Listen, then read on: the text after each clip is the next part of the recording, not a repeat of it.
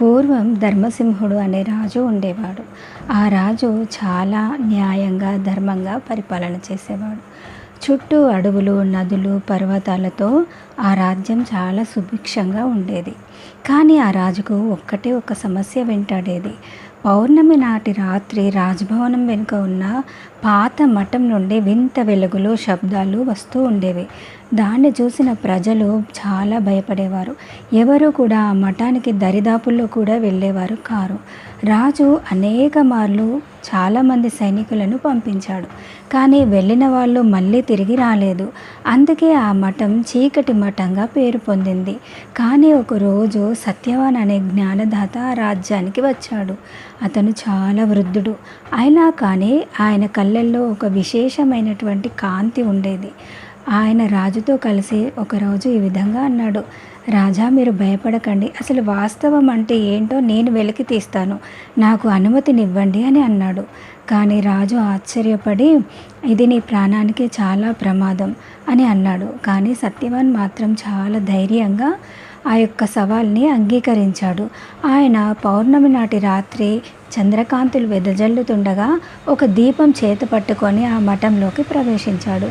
లోపల పాత విగ్రహాలు, శిల్పాలు, శిలలపై చెక్కిన మంత్రాలు కనిపించాయి.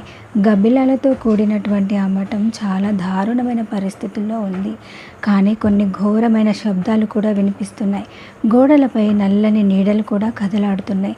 సత్యవాన్ ఆగకుండా అలా ముందు నడుస్తూనే ఉన్నాడు. మఠం గర్భగుడిలో ఒక రహస్య ద్వారం కనిపించింది. ద్వారం వెనక నుండి వెలుగు జ్వాలలు బయటికి వస్తూ ఉన్నాయి. ద్వారం తీయగానే అతనికి కనిపించింది అక్కడ ఒక యంత్రం ఉంది అని. అది పురాతన కాలంలో మునులు తయారు చేసిన శక్తి యంత్రం. పౌర్ణమి నాటి చంద్రుని కాంతి పడగానే అది వెలుగులు, శబ్దాలు ఉత్పత్తి చేస్తుంది. కానీ దాన్ని అర్థం చేసుకోలేక ప్రజలు అక్కడ మరేదో ఉందని దయ్యం అనుకొని చాలా భయపడ్డారు. కానీ సత్యవాన్ అసలు నిజాన్ని గ్రహించాడు.